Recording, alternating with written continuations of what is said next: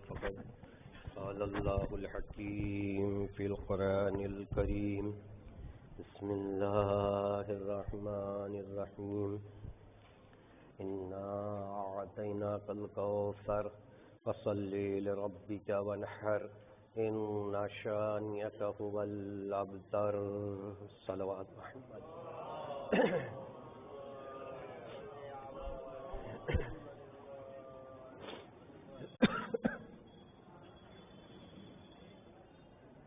قرآن حکیم نے پیغمبر اسلام کے اس سخت مرحلے میں کہ جب تمام دشمنان اسلام مشرکین و کفار یہ پیغمبر کو طعنہ ابتری دے رہے تھے، اس وقت پروردگار عالم نے پیغمبر السلام کو ایک ایسی عنایت اور ایک ایسی عطا فرمائی کہ جس کے بعد دشمن ابتر ہو گیا، لیکن پیغمبر السلام کی نسل اور پیغمبر کا مشن یہ جاری و ساری الحمدللہ آج تک ہے اور قیامت تک رہے گا۔ آج اسی نسل پیغمبر کی اولین شخصیت حضرت فاطمۃ الزہرا سلام اللہ علیہا کی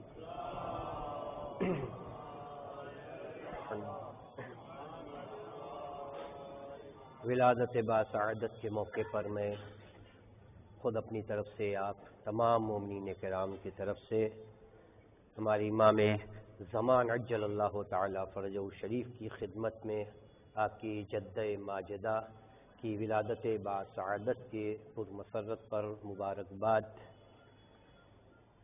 پیش کرتا ہوں، اور اس کے بعد اپنی طرف سے آپ تمام مومنین، تمام عالم اسلام و عالم ایمان کو شہزادی کی ولادت باسعادت کے موقع پر مبارکباد پیش کرتا ہوں۔ اتفاق سے آج روز دوشنبہ سوموار اور آج کا دن امام حسن اور امام حسین علیہ السلام سے منسوب ہے، جیسے سنیچر کا روز رسول خدا سے اور اتوار کا روز امیر المومنین اور شہزادی کونین سے، اسی طرح دوشنبہ آج سوموار کا روز امام حسن اور امام حسین سے منسوب ہے، اور آپ کی والد گرامی کی یہ ولادت باسعادت ہے۔ خصوصیت کے ساتھ حسنین کریمین علیہ السلام کی خدمت میں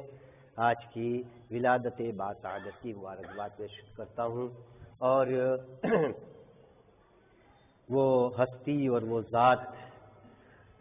کے پیغمبر اسلام کو جب ابتری کے طعنے دیے جا رہے تھے اور لوگوں کے ذہنوں میں ایسے خیالات ڈالے جا رہے تھے اور لوگوں کے ذہنوں میں یہ بات بچھائی جا رہی تھی اور تسلی دی جا رہی تھی کفار و مشرکین کو، چونکہ ہر طرح سے ان کے کفر اور ان کے شرک کی توہین بھی ہو رہی تھی، اور کہیں نہ کہیں اس کا زوال اور اس کی بربادی یا اس کے ختم ہونے کی نوبت تھی، لہذا اب کوئی بس نہیں چل رہا تھا، کوئی حربہ کام نہیں کر رہا تھا، کوئی چیز نہیں تھی، کوئی ایسا مدعا ان کے پاس نہیں تھا جو لا کے پیش کریں اور مشن پیغمبر اسلام جو خدا کی طرف سے احکامات پیغمبر پہنچا رہے تھے، تبلیغ دین کر رہے تھے، اسلام کی جو ہے وہ تبلیغ کر رہے تھے، اس کی کاٹ ہو سکے، اس کے مقابلے میں آ کر کے کچھ بات لائی جا سکے، ان کو جواب دیا جا سکے، چونکہ حق حق ہوتا ہے، باطل باطل ہوتا ہے۔ تھوڑی دیر کے لیے یا تھوڑے دنوں کے لیے بھلے باطل تھوڑا سا چمک لے، دمک لے، تھوڑا سا آرام کر لے، تھوڑا سا عروج پا لے، زمانے کے سامنے اپنی چھبی بنا لے، اپنے کو بہت اچھا بنا لے، بڑا طاقتور بنا لے، لیکن سچ بات یہ ہے کہ ایک دن اسے جھکنا پڑتا ہے، ایک دن اس کو زوال پذیر ہونا ہی پڑتا ہے۔ وہ نوبت ایسی ہی تھی کہ اب تقریباً ختم کے کگار پہ تھا کہ ایسے موقع پر ان کو ایک یہ شوشہ مل گیا کہ لیجیے آپ کیا کود رہے ہیں، آپ کیوں پریشان ہو رہے ہیں، ان لوگوں کو جو کہنا ہے کہنے دیجیے، پیغمبر کو جو کچھ پہنچانا ہے پہنچانے دیجیے، اب تو ہم کو جتنا ہی جتنا ہے، اب تو ہمارا ہی مذہب چلے گا، ہمارا ہی مشن مانا جائے گا، ہماری باتوں کو قبول کیا جائے گا، اور یہ تو بس صرف چند دن کے ہیں۔ کیوں؟ اس لیے کہ جو مشن ہوتا ہے، جو مقصد ہوتا ہے، یا جو بھی انسان اپنا ایک ٹارگٹ لے کے چلتا ہے، اس کو اگر آگے بڑھانا ہے تو اس کے پاس افراد چاہیے، اس کے پاس لوگ چاہیے، اس کے پاس اس کی اولاد چاہیے کہ جن کے امانت ہاتھوں میں یہ دے سکے۔ لیکن مشکل یہ ہے کہ اب یہ کتنے دن چلائیں گے؟ ان کے تو کوئی بیٹا ہی نہیں ہے، ان کے تو اولاد ہی نہیں ہے، لہذا اب یہ بس چند دن ان کو بولنے دیجیے، جو کچھ بولتے کوئی مسئلہ نہیں ہے، جانے دیجیے۔ اس کے بعد تو پھر وہی بات ہوگی، لوگوں کو پھر ہماری طرف آنا پڑے گا، لوگوں کو پھر ہماری طرف ملتفت ہونا پڑے گا، پھر لوگ ہماری بات مانیں گے، پھر ہماری مذہب پھولے گا اور پھلے گا۔ لہذا چپ بیٹھے جائیے۔ یہ ایک تسلی کا جملہ لوگوں کے ہاتھ میں آ گیا تھا کہ ٹھیک اسی وقت پروردگار عالم نے ایک ایسا طریقہ نسل کو آگے بڑھانے کا اختیار کیا کہ لوگوں کو ذہنوں میں بھی یہ بات نہیں تھی، لوگوں کے خیالات اور لوگوں کے تصور میں بھی یہ بات نہیں آ سکتی تھی کہ ایسا ہو جائے گا۔ حالانکہ زمانے میں اور دنیا میں اس سے پہلے بھی ایسا ہو چکا تھا، لیکن شاید اس عنوان سے نہیں ہوا تھا، یا اس اعتبار سے نہیں ہوا، یا اس قدر نہیں ہوا تھا۔ اب یہ نہیں سمجھ پا رہے تھے کہ کیا ہوگا، بہرحال لوگ بڑے خوش تھے، اور اسی خوشی میں پیغمبر اسلام کو خدا نے ایک خوشی عنایت فرما دی، یعنی رحمت للعالمین کے گھر پہ رحمت بن کے شہزادی کونین کی ولادت ہوئی۔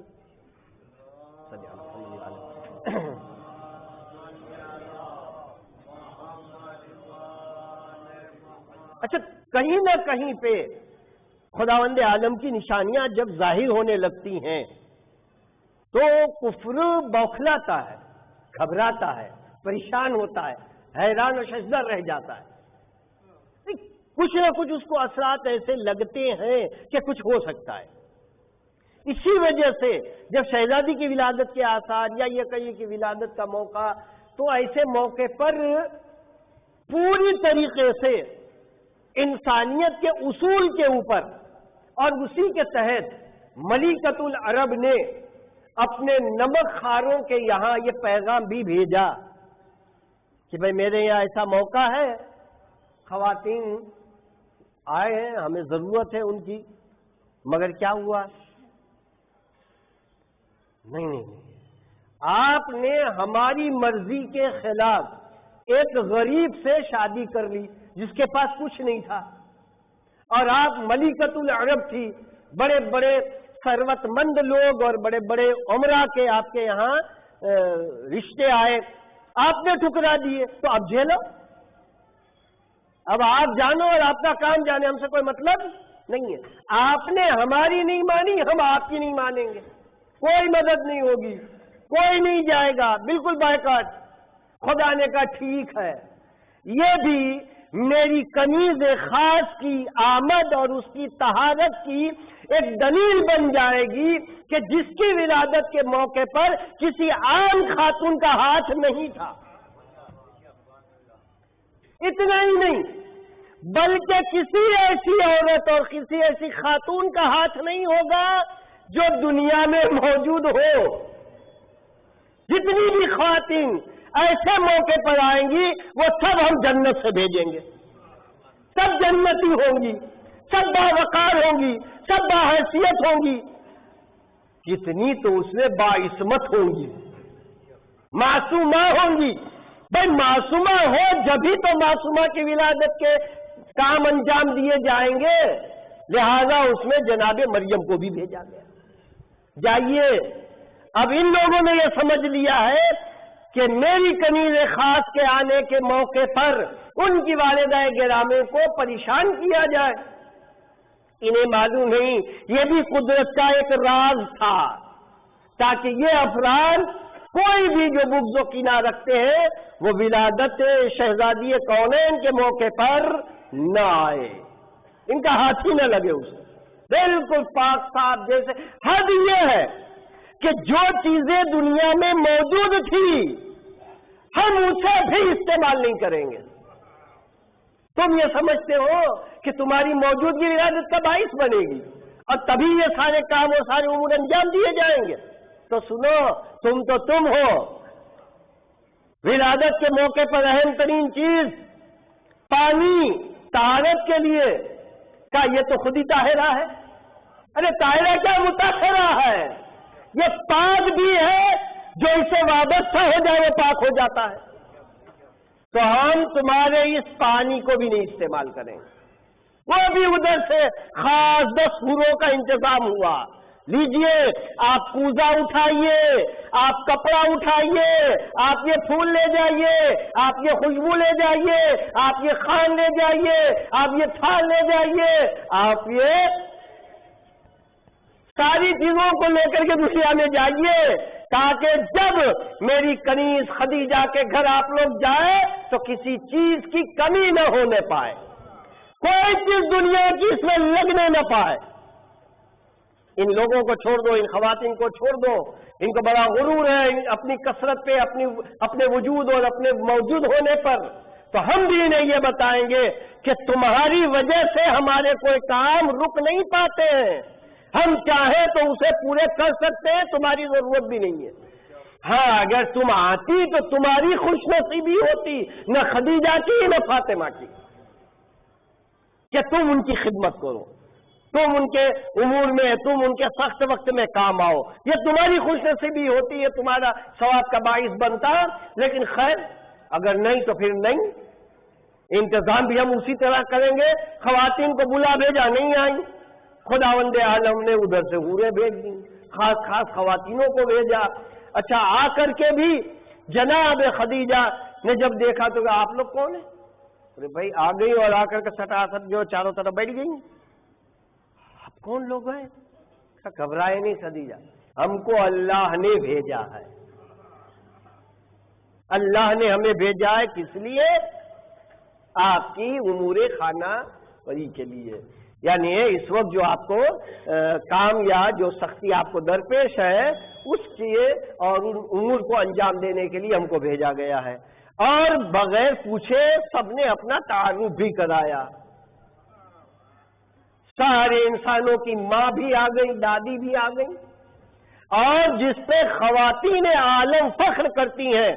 ایسی ساری خواتین کو چن کے خداوند عالم نے بھیجا ہے، اس لیے کہ جو آنے والی خاتون ہے، جو آنے والی ہستی ہے، وہ یہ جو آنے والی ہیں ان سے بھی بڑی ہے فضیلت کے لحاظ سے، عظمت کے لحاظ سے، لہذا خدمت کے لیے بھی کوئی عام نہیں بلکہ خاص لوگ ہونا چاہیے۔ انتظام ادھر سے ہو گیا، پانی بھی جنت کا، کپڑا بھی جنت کا، برتن بھی جنت کے، خدمت کرنے والی خواتین بھی جنت کی، کیونکہ یہ خاتون جنت ہے، لہذا ساری چیزیں، اور اس کے بعد سارے امور انجام دی۔ یہ جو 4 خواتین آئی ہیں انہوں نے بھی اپنا تعارف کرا دیا۔ اس کے بعد جب وہ حوریں جن کو خداوند عالم نے خاص ان کے لیے انجام چیزیں لے کر کے بھیجی تھیں، وہ خادمائیں بھی آئیں، وہ حوریں آئیں، انہوں نے بھی اپنا تعارف کرایا، ایک ایک نے جو ہے اپنا تعارف کرا دیا، اور تعارف کرانے کے بعد امور انجام پانے لگے، اور جب کہتے ہیں کہ سب کچھ ہو گیا اور شہزادی کی ولادت بھی ہو گئی، اس دنیا میں شہزادی تشریف بھی لائی ہیں، تو خود ان افراد کا یا ان خواتین کا یہ کہنا ہے کہ ہمیں بھی تعجب ہوا کہ یہ چھوٹی سی بچی جو دنیا میں ابھی آئی ہے، اس نے آتے ہی کے ساتھ خداوند عالم کی کبریائی کے سامنے اپنے سر کو جھکا دیا، سجدہ خداوندی کیا، اور بہت ساری باتیں ہیں، سجدہ شکر میں بھی شہزادی نے وہ دعا پڑھی، اور اس کے بعد جو ہے وہ جب آپ خداوند عالم کے شکر سے یا آپ کی خداوند عالم کی عبادت سے جب فارغ ہو گئی تو ہر ایک کو دیکھا، وہ عظیم خواتین 4 جو خداوند عالم نے بھیجی تھیں ان کو بھی دیکھا، ہر ایک کو سلام کیا، نام لے لے کر کے، نام لے لے کر کے، تاکہ کسی کو یہ تعجب نہ ہو۔ انہیں کیا معلوم، وہ تو بچی تھی نہ، انہیں سب معلوم ہے، یوں کہیے انہی کی وجہ سے یہ آئی ہیں، ان کا دنیا میں آنا بھی اسی شہزادی کی وجہ سے۔ لہذا ایک ایک کا نام لیا، اس کے باپ کا نام لے کر کے ان کو سلام کیا، اور اس کے بعد وہ حوریں جو جنت سے آئی تھیں، آپ شہزادی نے انہیں بھی سلام کیا اور ان کا بھی نام لیا۔ وہ بھی تعجب میں پڑ گئے کہ آج تک ہمیں کسی نے نہ دیکھا ہے نہ کسی نے سنا ہے، یہ عظیم شہزادی ہے پروردگار عالم نے جس کی خدمت کے علم کے بجائے یہ ہمارے نام جانتی ہیں، یہ ہمارے کام جانتی ہیں، یہ ہمارا مقصد زندگی اور مقصد تخلیق بھی جانتی ہے کہ ہم کو کیوں پیدا کیا گیا، کس کے لیے پیدا کیا گیا، ہم کو جنت میں کہاں رکھا گیا، ہم کو کیا صلاح دیا گیا، ہمارے کیا نام ہے، یہ تو سب جانتی ہے۔ خاتون جنت اسی کو تو کہتے ہیں، یہ ملکۃ الجنت ہے، اسے جنت کا ایک ایک گوشہ اور ایک ایک جگہ سب پتا ہے، کتنی بڑی ہے، کیسی چمکیلی ہے، کس درجے کے انسان اور خاتون کو دی جائے گی، یہ سب معلوم ہے۔ لہذا بڑی خوش ہو گئی، وہ حوریں بھی آئی تھی کہ بھئی خدمت کے لیے بھیجے گئے تھے تو تر گئے، ہماری خدمت قبول ہو گئی، سوارت ہو گئی، بہت اچھا ہوا، وہاں کیا بھیجے تھے ہم کو، اور اس کے بعد گئی ہے تو خداوند عالم نے اس خدمت کے خاص طور سے جس طرح سے بھیجا تھا، انہی نے غسل مولود بھی دیا۔ البتہ یہ بات صحیح ہے کہ وہ شریعت کے حکم کو پورا کرنا مقصد تھا، وگرنہ اس طاہرہ اور مطہرہ کو غسل مولود کی ضرورت نہیں تھی، لیکن استحباب کے طور پر، مستحب یا سنت ہونے کی وجہ سے وہ جو ثواب کا ایک پہلو ہوتا ہے، ہم سب کو بتانے کے لیے کیسے دیا جائے، کیسے کیا جائے، اور چونکہ معصومین علیہ السلام ہادی اور رہنما بن کے آتے ہیں، لہذا اس کے طور پر ہم کو یہ بتایا گیا کہ اس طرح امور ہم کو انجام دینے ہیں۔ سب کچھ ہو گیا، اب ان خواتین کو پتا چلا کہ پیغمبر کے یہاں بیٹی کی ولادت ہوئی ہے، اور اس کے سارے کام بھی بحسن خوبی انجام دیے جا چکے ہیں۔ اب یہ حیران پریشان، یہ کیا ہوا؟ اب ایک دوسرے سے پوچھ رہی ہیں کہ آپ گئی تھی، کیا آپ گئی تھی وہاں؟ سب ایک دوسرے سے نہیں، ہم تو نہیں کہتے کہ آپ گئے تھے، سارے ہم جاتے تو آپ سے کیسے پوچھتے؟ اب یہ پریشان یہ ہے کہ ہم میں کا جب کوئی گیا نہیں تو یہ بہت اچھی طریقے سے بحسن خوبی جو ہے یہ سارے امور ولادت کیسے انجام پا گئے؟ یہ اسی طرح انجام پا گئے ہیں جس طرح نسل پیغمبر فاطمہ میں سما گئی ہے، اور اس کے بعد اسی شجرہ طیبہ سے حضرت امام حسن و امام حسین علیہ السلام کی ولادت باسعادت، اور آج دونوں شہزادوں کی نسل سے نسل امامت کا آگے بڑھنا، اور آج تک سارے عالم میں نسل حضرت زہرا سلام اللہ علیہا کا پھیلنا اور پھولنا، باوقار اور باعزت سے رہنا، احترام اور عزت کی نگاہوں سے لوگوں کا ان کو دیکھنا، یہ وہی وعدہ ہے، یہ وہی عطا ہے کہ پروردگار عالم نے اِنَّا أَعْطَيْنَاكَ الْكَوْثَرَ کہہ کے خطاب فرمایا۔ اگرچہ کوثر کے بہت سارے معنی ہوئے ہیں، مگر یہ یاد رہے کہ جتنے بھی ہوئے ہیں وہ کوئی بھی فضیلت سے خالی نہیں ہے، چاہے وہ شیعہ علماء نے کیے ہوں، چاہے اہل تسنن کے علماء نے کیے ہوں، کوئی بھی معنی ایسا نہیں کہ جو فضیلت سے خالی نہ ہو۔ مثلا کوثر سے معنی کثرت علم ہے، تو فاطمہ کی نسل سے زیادہ کس کے پاس علم ہے؟ جب سارے علماء پریشان ہو جاتے ہیں تو اسی در پہ آ کر کے اپنا مسئلہ حل کرواتے ہیں، چاہے بنی امیہ کی حکومت رہی ہو، چاہے بنی عباس کی حکومت رہی ہو، جب بھی وقت پڑا ہے تو نسل فاطمہ کے پاس آنا پڑا ہے۔ عجب بات یہ ہے کہ زندانوں میں قید کر دیا گیا تھا، قید خانوں میں انہیں ڈال دیا گیا تھا، زنجیروں اور رسیوں میں ان کو جکڑ کے رکھ دیا گیا تھا، تنگ و تاریک زندانوں میں انہیں ڈال دیا گیا تھا، باوجود اس کے خود ان کے حکم سے وہاں سے نکالنا پڑا اور اپنی مشکل کشائی کروانا پڑی۔ ان کے معاملے میں سلونی کی آوازیں یہیں سے نکلی ہیں۔ اور باقی جس نے بھی کیا ہے دعویٰ کیسے جوتیاں کھانی پڑی ہیں انہیں ذلت کی، وہ زمانہ جانتا ہے۔ اگر کثرت فضیلت مان لی جائے تو فضیلت و عظمت کے لحاظ سے شہزادی اور شہزادی کی نسل سے بڑھ کر کے کون باعظمت اور بافضیلت ہو سکتا ہے؟ ہر لحاظ سے شہزادی کے مثلا کوثر کے معنی خود کوثر جنت، حالانکہ فٹ بھلے نہ ہو، آیت سے آیت تفسیر کے لحاظ سے معنی کے لحاظ سے ایک دوسرے سے تضاد کرتی ہے، ایک دوسرے کی ضد ایک دوسرے کی بالکل ٹکراتی ہے،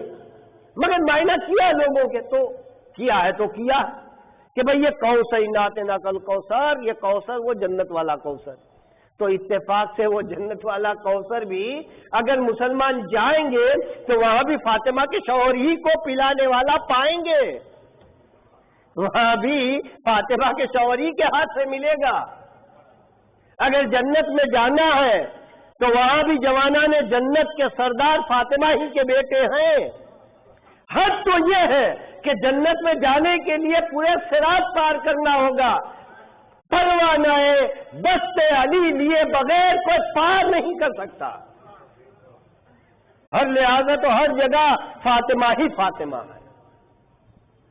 کہاں جائے گا انسان؟ لہذا جو بھی فضیلت انہوں نے دیے۔ تیسری بات اور آخری بات اور وہ یہ ہے کہ اگر کوثر کے معنی کوثر ہی کیا جائے کہ ہم نے آپ کو کوثر عطا فرمایا، تو کوثر کی کچھ خاصیتیں ہیں، وقت نہیں بنا سب کی الگ الگ کرتا۔ ایک یہ ہے کہ وہ دودھ سے زیادہ سفید، برف سے زیادہ سفید اور شہد سے زیادہ شیریں۔ اچھا، یہ ساری خاصیتوں کو ایک جملے میں سمیٹ دے، اور وہ یہ ہے کہ اس کا نتیجہ یہ ہوگا کہ جو بھی کوثر کا پانی ایک بار پیے گا اس کو دوسری بار پیاس نہیں لگے گی، اسے پھر طلب پانی نہیں ہوگی، جو بھی پی لے گا ایک بار۔ اگر یہی مانا جائے، یہی خاصیت تو اہل بیت کے یہاں ہے کہ جس نے بھی اہل بیت علیہم السلام کو واقعی عقیدت کے طور پر، عملی طور پر اپنا لیا، اسے کسی اور کی ضرورت ہی نہیں پڑے گی، یہی اہل بیت ان کے لیے کافی ہوں گے۔ لیکن آج پیغمبر اسلام خوش ہیں اس لیے کہ رحمت اللہ عالمین کے یہاں رحمت بن کے شہزادی آئی ہیں، خوشیوں سے پیغمبر اسلام سب کے سامنے اپنی شہزادی کو دیکھ دیکھ کے خوش ہو رہے ہیں۔ اور آج ہم اور آپ تمام ہی اس ولادت کی تاریخ کے موقع پر، اس موقع پر جو خوشی اور مسرت سے بھرا ہوا ہے، ہر شیعان علی کے دلوں کے اندر شہزادی کونین کی ولادت کے موقع پر خوشی، مسرت، فرحت اور اسی توسل و توسل سے پروردگار عالم کی بارگاہ میں دعا ہے کہ پروردگار شہزادی کی ولادت کے موقع پر ہر مومن کے دل مسرت اور خوشی سے بھرے ہوئے ہیں، ان تمام مومنین کی خوشیوں کو ہمیشہ سلامت رکھ، ہر مومن کے دامن کو خوشیوں سے بھر دے، انہیں غم و رنج و ملال نصیب نہ ہو سوائے غم اہل بیت علیہ السلام کے۔ اور پروردگار جہاں کہیں بھی مومنین آباد ہیں ان سب کی جان مال عزت آبرو کی حفاظت فرما،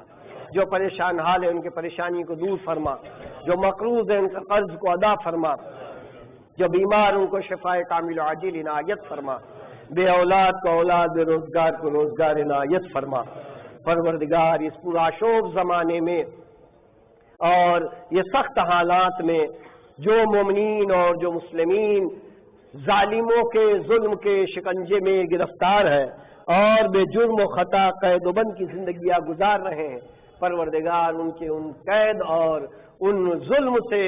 چھٹکارا پانے کے اسباب فراہم فرما،